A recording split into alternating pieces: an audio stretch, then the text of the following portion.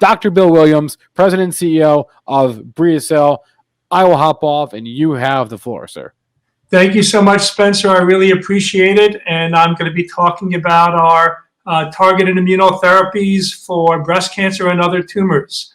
Of course, we have forward-looking statements in here. Briefly, our financial position, we recently closed on a $2.87 million raise in February and have a good runway in front of us. You can see there's about 7.5 million shares outstanding and the number of warrants that are there as well. I'm not a financial expert, so I'll leave it at that. But our corporate highlights, we're a clinical stage immuno-oncology company developing targeted treatments to boost the ability of the body's immune system to destroy cancerous tumors. Our lead drug candidate is BRIA-IMT, and it is targeting third-line advanced breast cancer, which causes over 40,000 deaths every year in the US alone, and a patient population of about 70,000 patients. We've dosed 35 patients so far, and we've seen robust responses. We feel that our phase 1/2a safety and efficacy data, even as monotherapy, shows a similar or superior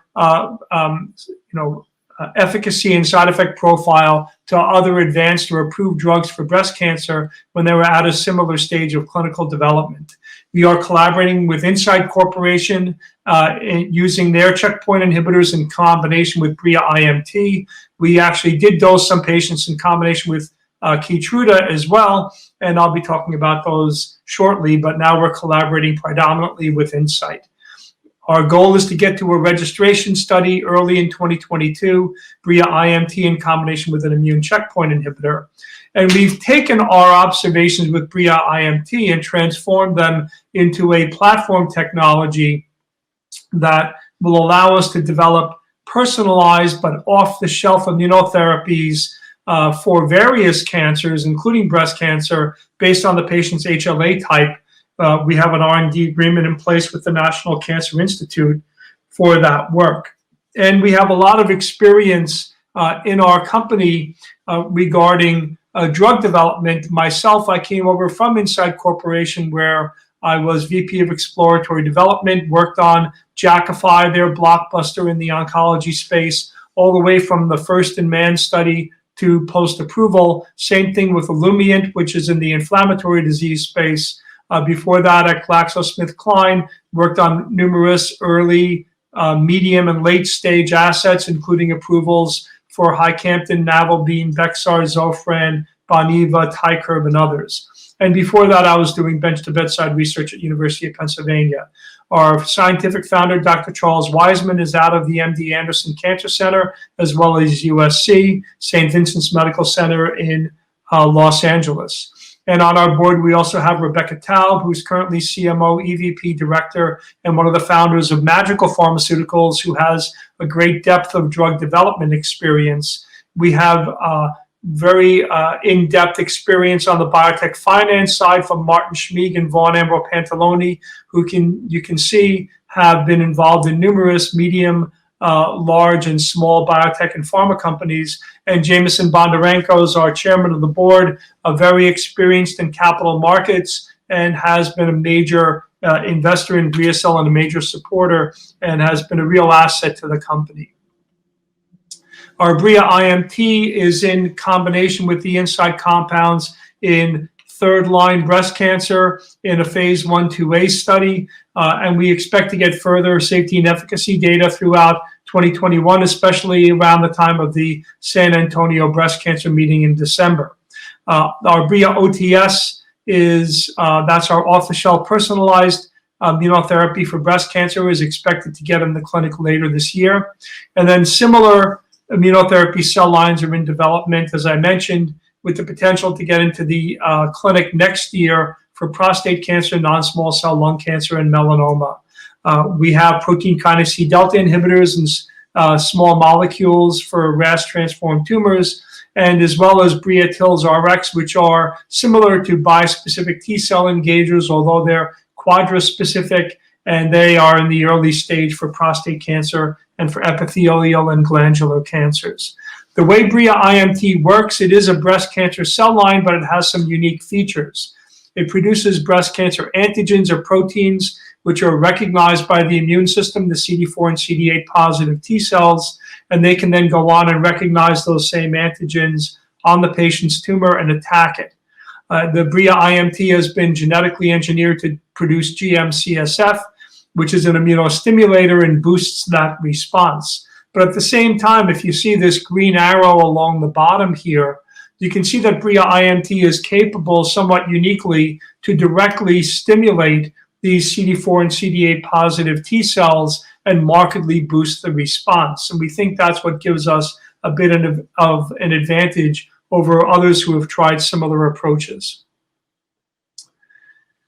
We have used BRIA-IMT in combination with a couple of other drugs at low doses to boost the immune response, namely low-dose cyclophosphamide and very low-dose alpha interferon, to treat a number of patients with cycles given every 2 months, every 2 weeks for the first month, and then once a month.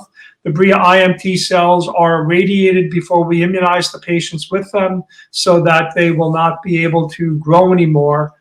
Dr. Wiseman originally treated 4 patients in 2004, 2005.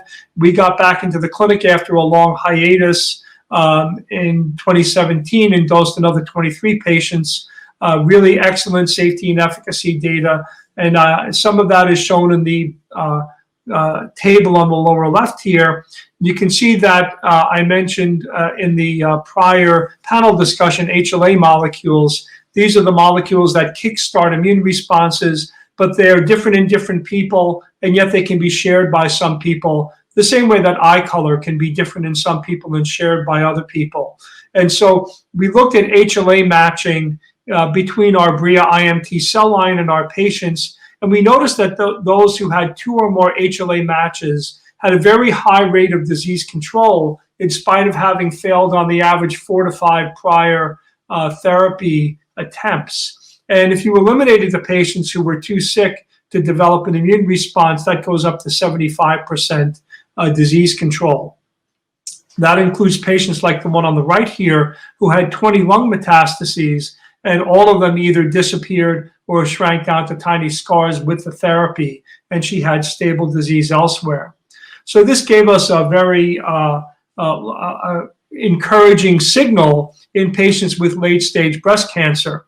But we also knew from our work that a lot of these patients had circulating cancer cells and cancer-associated cells. And over 90% of these patients, these cells were expressing the PD-L1 molecule, which is an off switch for the immune response. So we wanted to neutralize that, and we knew that drugs like Keytruda and Incyte's PD-1 inhibitor, retifanlimab, are able to shut down that suppressive mechanism by the tumor.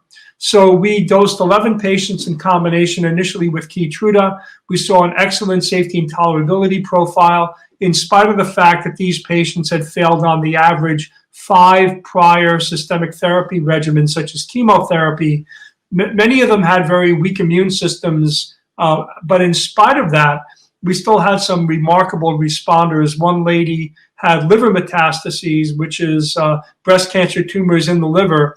And these typically are the signal that somebody needs to go on hospice, and it's kind of the end game for their cancer. But in spite of that, and in spite of the fact that this patient had failed 8 prior chemotherapy or biological therapy attempts, she still had a 25% reduction in the size of those liver tumors. But even more impressive was another lady we saw. She had failed 12 prior regimens with 16 agents, and she had breast cancer tumors that had traveled to her adrenal gland, to the outside lining of her brain, and also behind her left eye. And that's shown here. You can see that this tumor was pushing her left eyeball down and pushing it forward so that you could actually look at her and see that her left eye was actually bulging forward. And after 6 months of treatment, that particular tumor completely disappeared, and she had improvements elsewhere.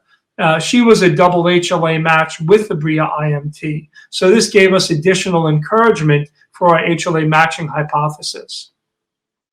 But we also found another biomarker, which I want to tell you about, and that's tumor grade. Now, breast cancer, like any other cancer, when it's first diagnosed, it's diagnosed by a biopsy. So you get a piece of the tumor and you look at it under the microscope. And when you look at it, sometimes it looks like normal breast tissue or relatively close to normal breast tissue.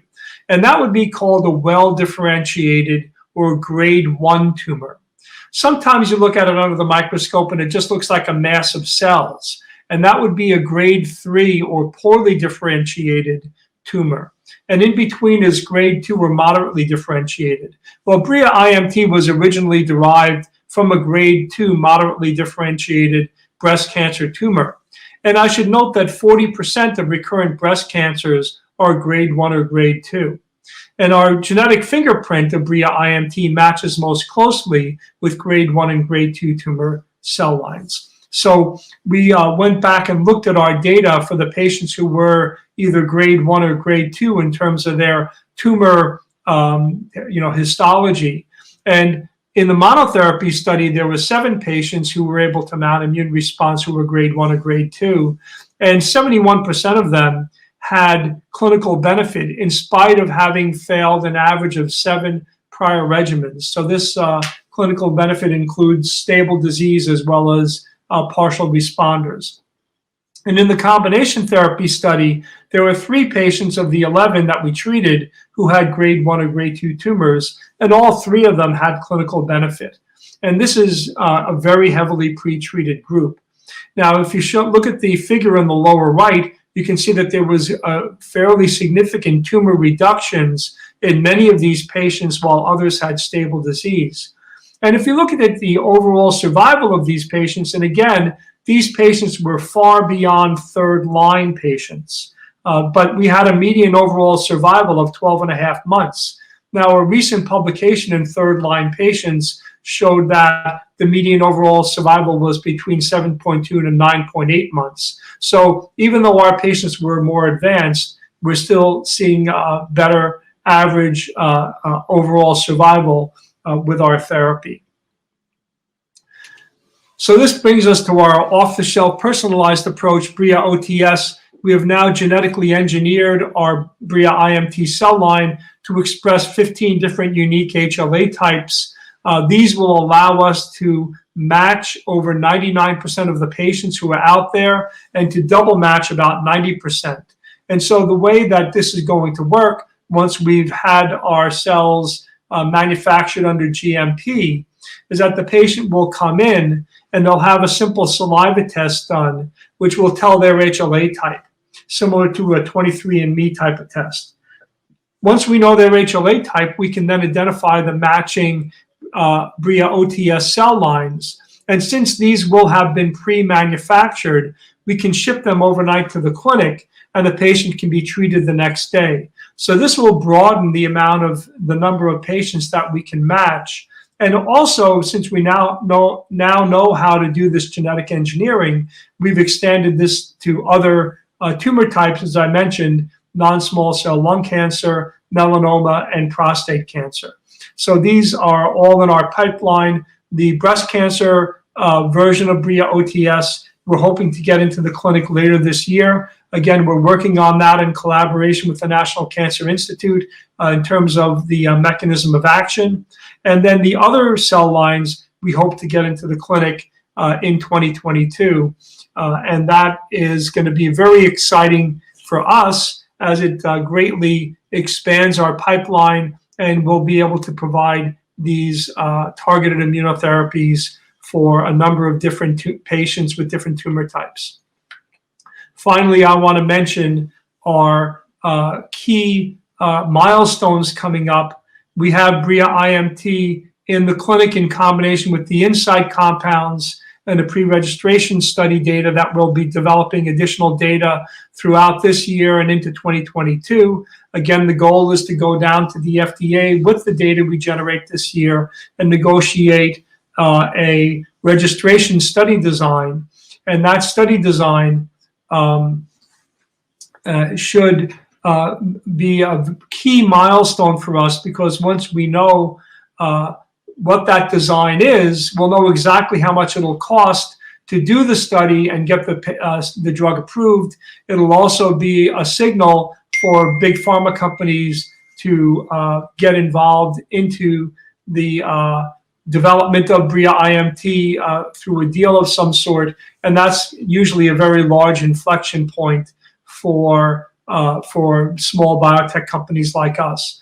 At the same time, the off-the-shelf personalized cell lines are slated to get into the clinic later this year, and a registration study for them would be about 1.5 to 2 years behind the BRIA-IMT.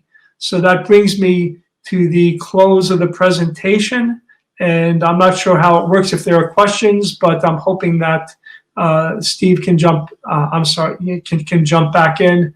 Spencer can jump back in and let us know what the next steps are here. Yeah, I think there was a question, but I think you just kind of answered it actually. So that worked out there. Guys, the link is up on the screen right there. You can see BriaCell.com. Dr. Bill Williams is the president and CEO. Ticker BCTX.